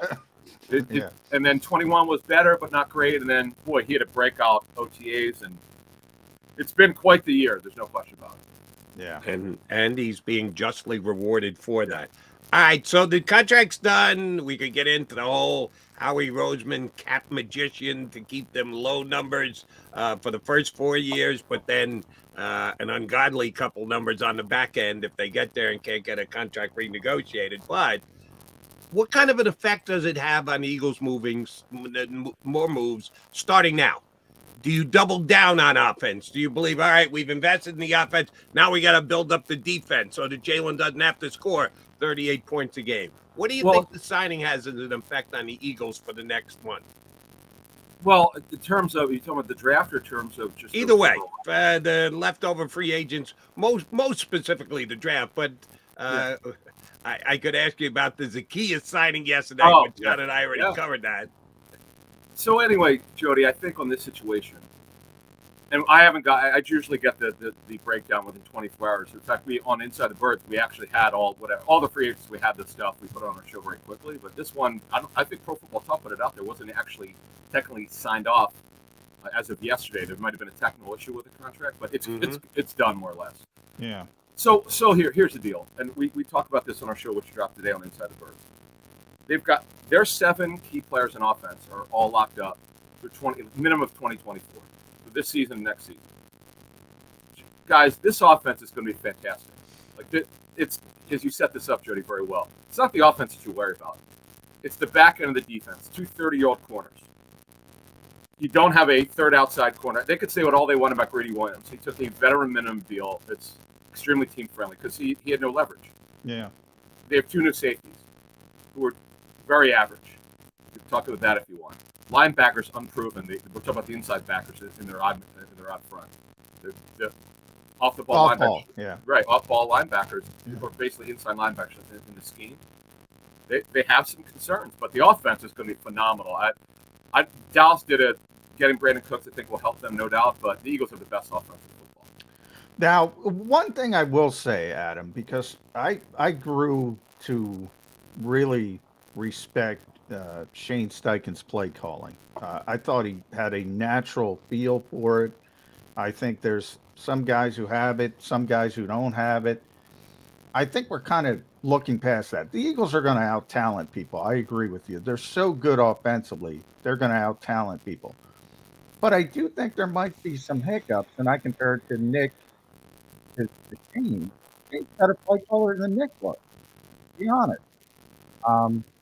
Is something that Brian Johnson is going to have to hiccup and be the same kind of play caller? Do you think, am I making too much of that? Or because I think he had a really, really good feel for it. Yeah, I've always said that play calling is an art, and you have to understand that you just don't walk in and be great at it. Now, he did call plays at the University of Florida. The Panthers, in my reporting on Brian Johnson, they were probably going to pair him up. If Ben Johnson got the job, they were probably trying to pair him up as his OC. The Eagles knew this, that this is why this one team there was another team also involved with looking at Johnson, and we were kind of told don't bother because he was going to be promoted. Yeah. So, yeah. Might have been Carolina. I heard Carolina. There were 2 teams. It was Carolina, I know that, but there was another team also I spoke with who really liked Brian Johnson. So, yeah, he's well respected. But, John, it's a fair point. Until you've done it at this level, you haven't done it. But the talent level is so good. And Sirianni's there, of course. Kevin Patullo, I'm told, is extremely involved in the game planning. They have a good support staff. I expect him to do very, very well. I just don't see a lot of downside with it. But as you've made a fair point, until he's done it, you just don't know for sure. All right, since you've just put it out that way, and you're certainly leaning in a direction, we just need for you to officially confirm. So you don't think the Eagles should have any interest in Bijan Johnson? Bijan Robinson? Robinson, excuse me. We use a phrase on Inside the Birds. We put in the never say never bucket. With Howie, covering him since 2000. Yeah. Well, actually, early 2000s when he first got there, and then when he became the GM in 2010. The Eagles, the Danny Watkins pick, this is something that I still don't understand to this day. Talking to people who are involved in it, I still don't. I heard them, but I still don't get it. But you never say never with Howie. He does some things. Look, when he sticks by their board, which he's done pretty much the last 2 years at least, and he doesn't on 2020, you see when there's a mistake. But when he does it the right way, he takes the best player. Now, if Bijan Robinson's there at 10, there's a pretty good chance he's the best player there. That's when you learn. That's when you learn as he's sticking by the board. There's a very good chance he'll be that. I believe Robinson would be there at 10. I would be very surprised if he went before that. Now, wait a minute. Are we saying, because people will get really excited by this, Adam? Adam, as he mentioned, knows Howie very well, knows his history very well, knows people that know Howie very well. There's a potential, because I was bring back in 2017, Adam. The Eagles were going to take Christian McCaffrey at 14. Yeah. Now, obviously, he didn't even get close. Right. But you know the narrative. They'll never take a running back. They'll never. Well, they would have. They would have, but they never got the opportunity. Is there? Give me a percentage. I know it's not fair. He's the best player. Number 10, Bijan Robinson, Philadelphia Eagle. Yay, well, let me add this. What if Jalen Carter and Bijan Robinson there at 10? Well, then it's Jalen easy. Carter, not even a discussion. Yeah. Well, Jody, Jalen Carter is the number 1 player for the draft. Okay. Now, what we don't know is he still on their board?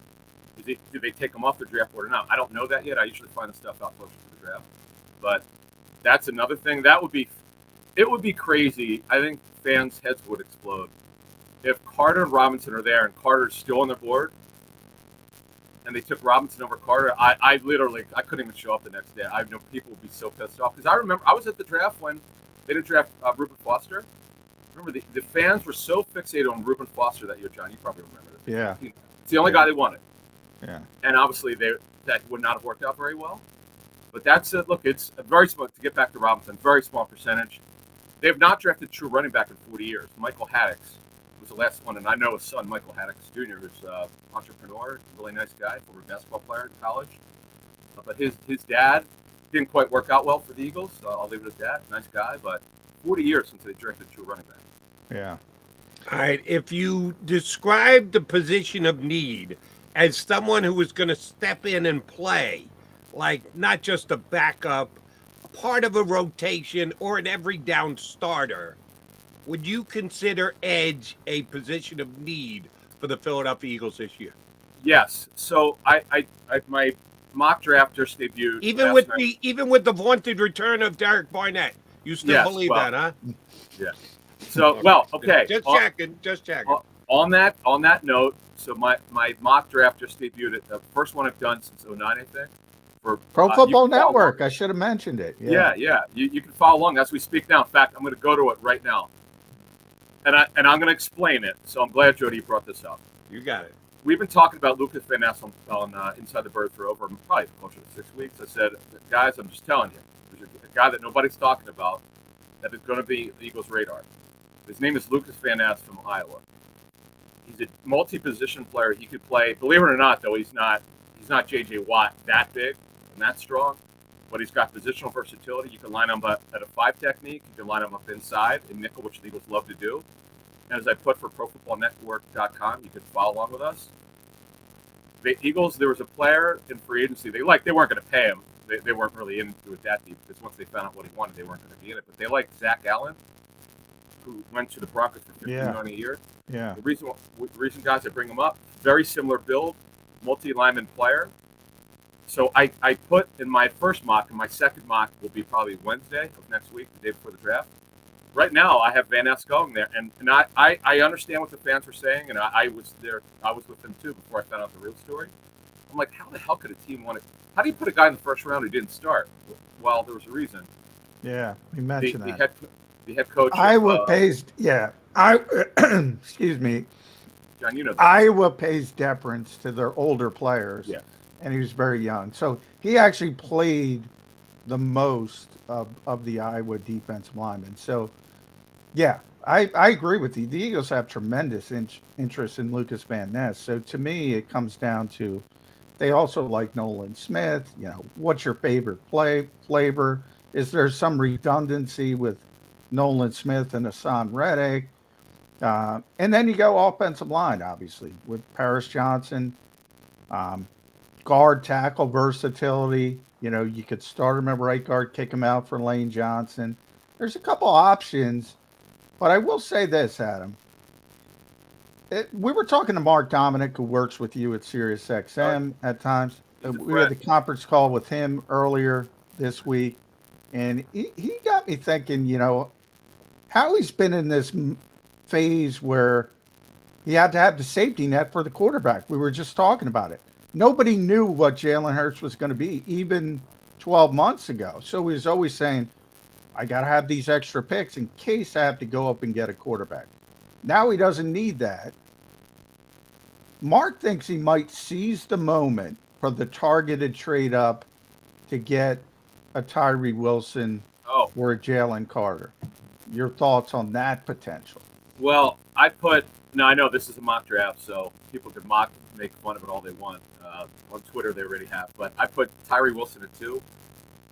John, there may be only 4 elite players in this draft. He's one of them, Tyree Wilson. This is not a good draft overall. It's a lot of very good players, but when you talk to scouts around the league, they're always looking for, okay, who's going to be a multi-Pro Bowl player? Tyree Wilson is that guy. He got incredible length, explosive, and if Nick Cassiera, the GM, I talked to someone who worked with him. I actually wrote about this for Pro Football Network. I talked to someone who worked with Nick in the past. He said, I'm just telling you, Tyree Wilson's going to be a higher graded player on their board. He goes, if he goes for Stroud, then he's going with the need pick. I'm like, all right, that's good information. That's interesting. So I get that part of it. Tyree Wilson's a stud. I don't think they'll get close enough to him, to answer your question. I work with Mark at ESPN, so we know each other very well. Mark has an unbelievable story. John, next, if you ever have him on your show, ask him about a player who they sent someone to. Mark said he sent somebody to watch a player, how he interacted. It might have been in maybe in their cafeteria when he was the Bucks, something like that. They wanted to watch a player and how he interacted with other people. It's a great story, and that stuff matters. How they treat other people. Yeah, and these pre-draft visits are very, very interesting about how these players handle themselves. Speaking of the pre-draft visits, you get upwards of 30. You can add a couple extra if he's quote unquote a local guy. Yeah. The Eagles, as of now, have 6 picks, so they invited 30 people in, so they can't take them all. What do you think the hit rate will be? Is there a guy or two? Does Howie Roseman have a track record of specifically not bringing someone in to try and keep people from thinking they're not interested in the player? Is it, if they're gonna draft a guy, they're gonna have him at a stop by on the NovaCare complex. What do you remember about the Eagles and pre-draft visits as compared to the guys whose names they actually call out during the draft? So, Jody, it's funny that you asked this question. So I'm going to say from 2006 until I got to ESPN in 13, I actually tracked every single visit for every single team. Let's say I tracked 600 visits. Whatever. I couldn't do it. It's just too much work. But Yeah. So let me go inside your question. Let me move this forward. Yes, Howie has a history of drafting players on 2 areas. Guys the guys who were in the Senior Bowl, and this is going back to Broderick Bunkley, to so many players, and to also players who have visited. And that's why I brought up how these players interact. Now, I brought this note also in how they visit with players at their pro days. So I had a report back in whenever Geno Smith was drafted. Was it 2013? Does that sound right? It's been a while. Yeah. Yeah. Boy, So what a great turnaround there, by the way. But it's unbelievable. Yeah. I voted for him for a comeback player of the year or whatever, most improved. So anyway, Chip Kelly, this is going to be Chip Kelly's guy. This is his quarterback because he was a guy who would run the football. So the Eagles met with him before his pro day in West Virginia, and they decided they weren't going to draft him because they didn't have a good interaction with him. I'm not going to go into what exactly happened, but I can just tell you that it was not good. And this is what happens if, Jody, on your question, if a guy comes in and they love the player and he has a bad meeting, he was disrespectful to people, or he wouldn't answer questions. Just think about Jalen Carter, right? The Eagles had him in. Every team loves Jalen Carter. But if he doesn't have the right answers, you're not drafting that player. I always bring up Darius Geis. You remember Darius Geis? Oh, yeah. What was that story, John? What was that story? Yeah, well, that he got in a shouting match with somebody. So there was a report that he got in a shouting match with Deuce Staley, which I never believed because, one, Deuce denied it, Darius denied it. But I think Deuce would have ripped his head off. Number one. But what was clear, as to your point, it probably wasn't to that degree, but the Eagles really liked him as a player. And then after he visited, they had no interest. So, something went on. And that's why I always say with those top 30 visits, I think the assumption is everything always goes correctly. There's just as much chance as it could go a negative direction and you rule somebody out. But you're right. Howie has a history, top 30 guys that, somebody's going to get drafted from those top 30 visits. Yeah, and then the other thing is with a quarterback, if a quarterback is brought in for a pre-draft visit and he goes to the board and they think he's just so far away, that also could actually drop the guy's grade down. Like the grades are in. It's just your final board. The board is like 95% set. But these, as Jody brought up, these last couple of visits, sometimes they can sway you a little bit. We'll know more, obviously, once we go through the draft, once they go through the 6 picks. And we think they're going to have more. We think Howie will trade down. But it's easier said than done. This is not an elite draft. We had noted on our show last week on Inside the Birds that the clubs we spoke with said there's about 12 or 13 true first-round graded players, and the rest are not. But you have to, when you're picking at 15 or 16, you got to take somebody. Yeah. There we go. Yeah. All right, let's go to your mom. Sorry, Jody, real quick. One of the things with the Eagles, I think everybody was hopeful that 4 quarterbacks would go in the top 9. And as you mentioned, some of those great players might start leaking down to Philadelphia at number 10. Not from your perspective. You got it a little bit differently. And I thought the draft was going to start, Adam, at number 3 with Arizona and our buddy Jonathan Gannon. Now it's Houston. We all thought they were going to take a quarterback. But, boy, there's a lot of smoke now as we get to the final week. And it's going to be Will Anderson, or in your case, Tyree Wilson. 2 quarterbacks in the top 9? Is that realistic? There's got to be a minimum of 2. I mean, right now, I see the problem is Will Levis's tape was so disappointing last season, John. I spoke to so many people in scouting before last season. He was really the consensus number 1 quarterback. Yeah. There were concerns with Bryce Young's height. They know its size. Nobody knew that he would only be 5'10" in a quarter. But Levis was highly coveted by the scouting community. He just had a bad year. And then you look at Richardson, who's obviously a guy people are intrigued with. Who the heck knows where he's going to go? Yeah. It's Chris Ballard, who I know Chris a little bit. I know he hates this moniker. He's super conservative. He bristles at that, but people around the league think he is. Is he really going to take Richardson at 4? I don't know about that. I don't think so either. All right, I'm going to ask you to go a little crystal ball stuff on us here. Mr. Kaplan, look into your football crystal ball and make a little bit of a prediction. The Philadelphia Eagle that will have the most carries for the 2023 season is on the roster, drafted in the next week, still out there as a free agent, traded for. Jody. Who's the guy? They don't really want to run the ball a lot. That's a tough one. Somebody's got to have the most carries. I didn't say it was going to be a lot, but somebody Jody, has to have the most. By the way, Jody, Chip Kelly would hate you because you like hypothetical questions. Sorry, Chip. Sorry, Adam. So, most carries?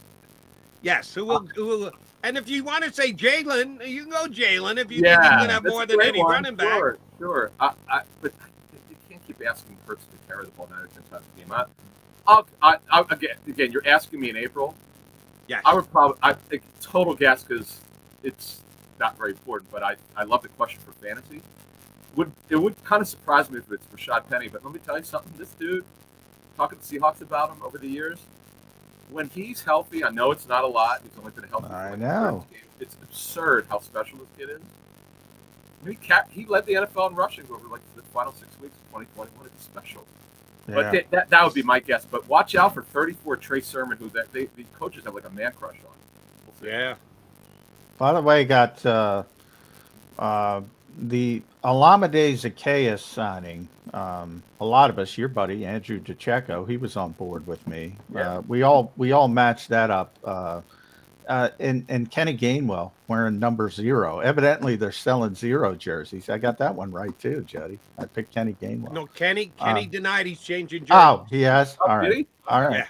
Somebody put a picture up from the store that had yeah, him I as know number Jim 0, McKenzie. I was all excited. I was more excited I got that one right, and now it looks like I didn't get it right. Wait, you were guessing what number he was going to? Oh, you were going to guess who was going to Guess 0. who would wear number 0? Oh. And I just Got guessed it. Kenny. It was Okay. pure guess, pure speculation. But that's why they probably printed it up. Yeah, at maybe the store, that's was why. 'cause John McMullen said so.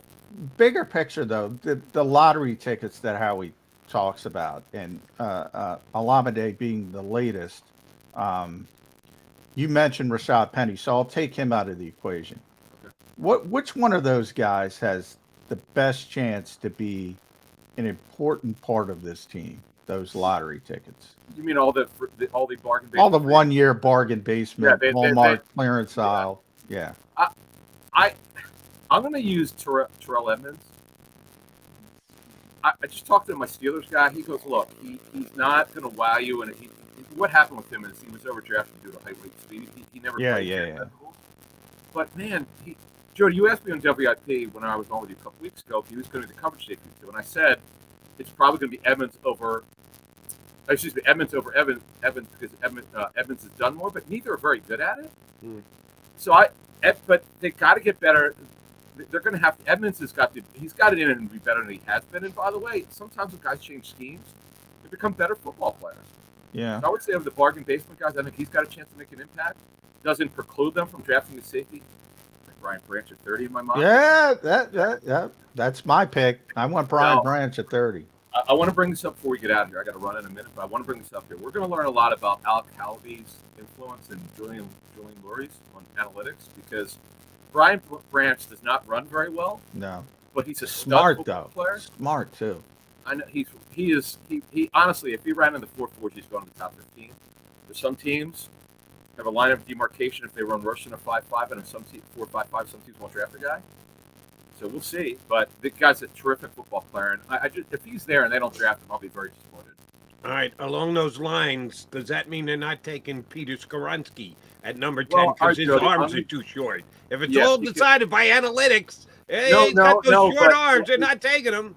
Jody, it's really not just analytics. Two offensive line coaches I spoke with said the same thing. He can only play guard. It's not an analytic data thing. They're worried about the 35-inch interior player or tackle and moving inside over him because that guy can get into Skoronsky before he can get into them. If you've got short arms, that is a problem. But he's a phenomenal football player. He's actually got first-round grades, true first-round grades, and some players, some coaches think he's elite. I'm just repeating what they told me. I would have I know he's a boring pick.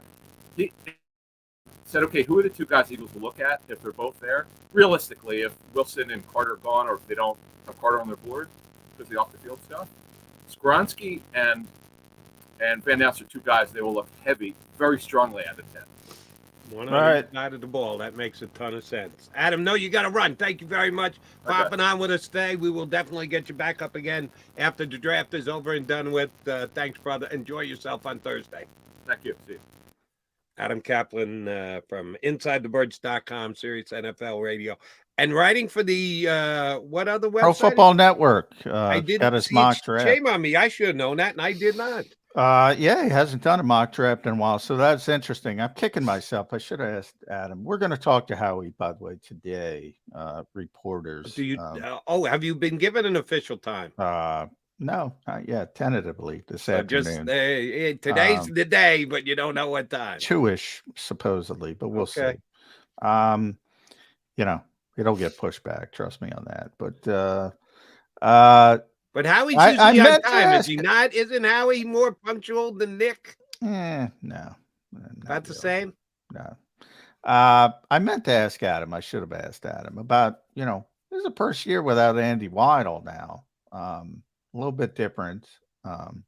True personnel guy. Remember all the upheaval last year with the front office. Now, some of it was before the draft last year, but Andy was still here. Andy Weidel. And now you have the assistant GMs, as I pointed out, Alec Calaby. He mentioned Julian Lurie with the analytics. That's Alec, is close to Julian. He's an analytics guy. They got a football ops guy. The personnel people are lower down the totem pole. So that part's going to be interesting as, you don't have the old school Joe Douglas, Andy Weidel personnel guy at the foot. Now we still got Dave Caldwell, ex-GM, in the front office. Matt Russell's in the front office.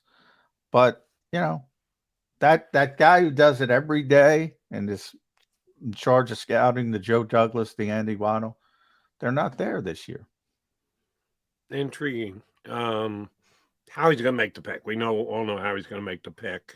But at least I think over the years, he's been a smart enough guy to take opinions from many different areas and then be as educated as possible when they are on the board. And, oh, by the way, he'll be the guy. Who do you think will be his guy?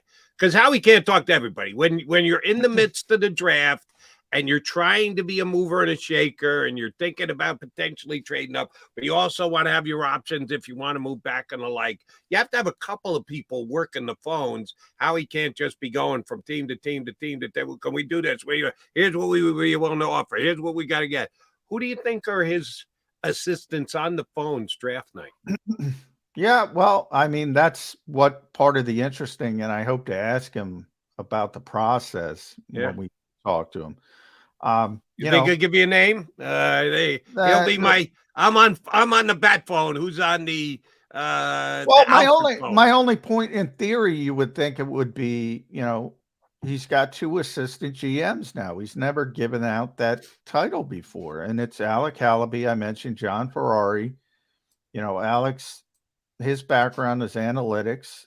John is football ops and sort of compliance issues and things like that.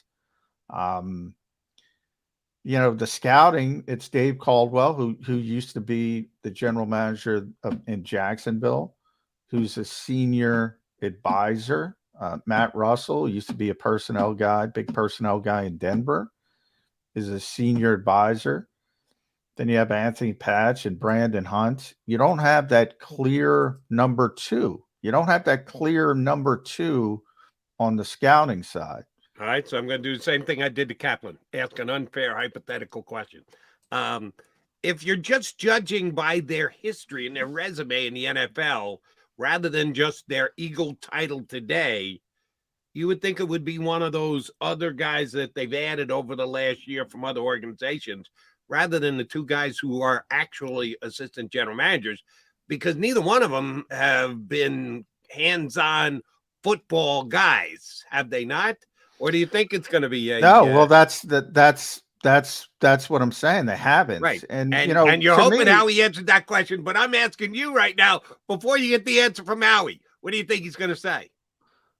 Oh, he's going to defer. He's not good. He'll say, "Oh, it's been great." And it's been, You don't think he's going to give you a name? His number 2 side, his number 1 sidekick, his number 2 on draft night. He's got to say name a name. He's got to say his assistant GMs. No, I think he will say Alec and John. Oh, really? He has to.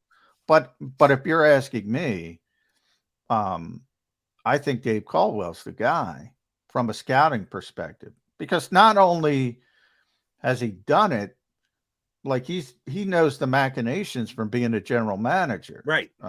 So I think he would be more important on draft sort of weekends than those guys, but I don't think Howie would ever admit to that. You don't think he's going to cop to it? You're probably right. All right, Jody Mac, the Mac and Mac guys, you know what we got to do. Come back and put a bow on the show.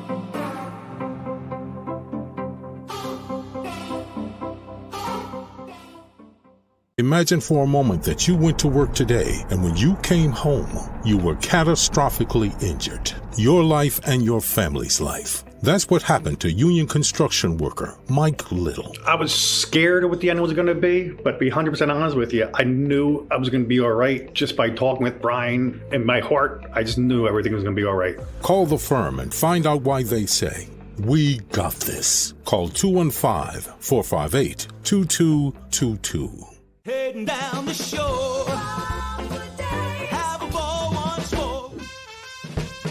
Here, imaginations run wild and time stands still. Because here, you can find the best of the Jersey Shore, all on one 5-mile island. So leave the old you behind and get lost in the woods. Wild, wild, wild wood days.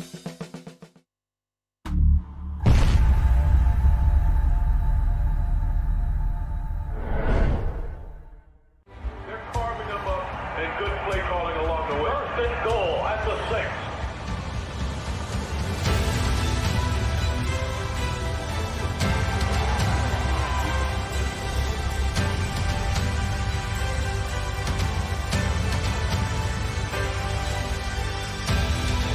On the field of life, First Trust Bank is there for you. Champions on 3. 1, 2, 3. Because Philadelphia dreams deserve a Philadelphia bank. Go to get your game on. Go for the beers. Go for the cheers. Go for the hit. And the hits. Go for the stakes and the stakes. Go to get your parlay on. Go to get your party on. Go for the scene. Go for the screens. Go for the gallery. Go for the win. Go to Ocean. Visit theoceanac.com to plan your visit.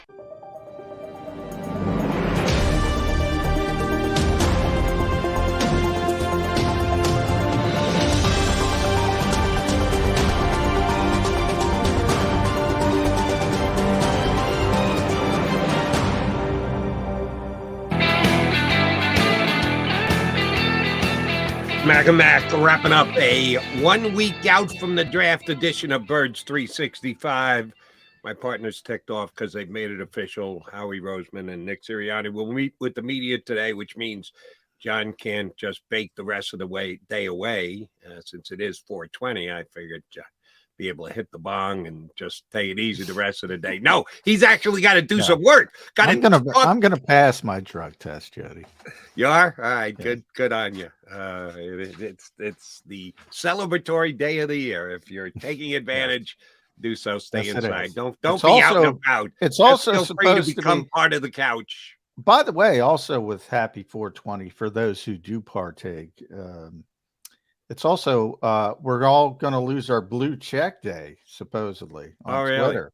Supposedly. Do you got a blue check? Yeah. I never even applied. I didn't give a flying F. I don't know. I didn't apply either. I think I got it from one of my old jobs at some point.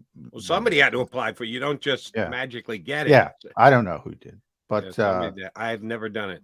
And I don't care. So the fact that others are losing their blue check doesn't matter to me. I never had one to begin with anyway. Yeah. So we're all going to lose our blue checks, but not all. Oh well. Yours truly doesn't have one. All right. Here's maybe the most important question you will have to answer all day, John McMullen. And I asked some nonsensical questions to both of our two guests today. Why not to you as well? What will Nick Sirianni be wearing today? The Commander-in-Chief. Now, it's been a while. He hasn't had a chance, so he's got to step up. Got to be Sixers, right? Easy. Sixers. I mean, they're playing tonight, right? Getting on that Doc Rivers bandwagon. Yeah. Okay. They're playing game 3s tonight, right? Yeah, in Brooklyn tonight. Yeah. Yeah, definitely Sixers. He's 100% Sixers. All right. Yeah. You are probably correct. All right. So what will be the big takeaway from today? Howie and Nick will probably play their cards pretty close to the vest. But if there is one piece of information that we will be debating heavily here on Birds 365 tomorrow, you don't even have to get exact about it, but just generally speaking, what do you think will be? Well, I should have crowdsourced. I should have asked you before. What do you want to know? Because, I mean, it's got to be thematic. Like, fans are going to say, you're going to take Bijan Robinson. He's not going to answer that question. I'm sorry. He's not going to get specific. We're not going to waste our time with that kind of stuff. So it's more thematic stuff. And, one of the things I just brought up with Andy Weidel. So, what's, the process like now? 30 is interesting to me because of the 50-year option, how that's viewed now. Drop it, like the difference between 30 and say 32 this year, because there's no 32nd pick, 33, 34 early second round. Yeah, those are some of the things. As far as Nick Sirianni, you want to probe him more on the defense, what we've been talking about with Sean Desai, even though he's going to say the same stuff. And then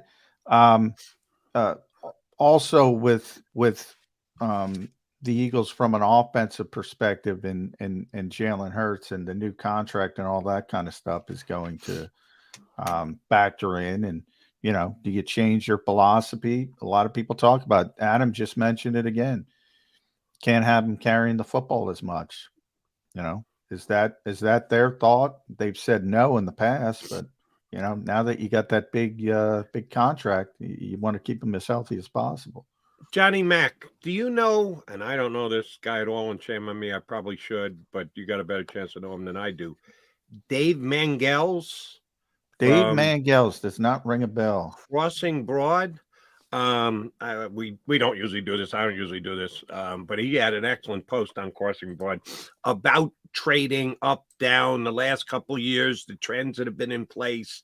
And I learned something today when I read this, that the trading out of the end of the first round to let someone come up, unless it's quarterback related. Everybody remembers because Lamar Jackson was the 32nd pick. So, that's what everybody tries to do.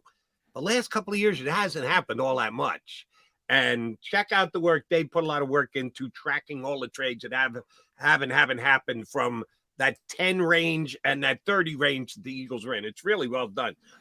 So if you want to, yeah, Teddy Bridgewater too, went 32nd. So yeah, it's always you got to have a quarterback. Was Bridgewater a trade or did they just have the 32nd pick? Trade, no, was it trade? Okay. So you got to have a quarterback. Like a Pendon Hooker, I think is going to go before that. He would be the 5th quarterback. So you're not going to have a quarterback in the mix, so it becomes more difficult.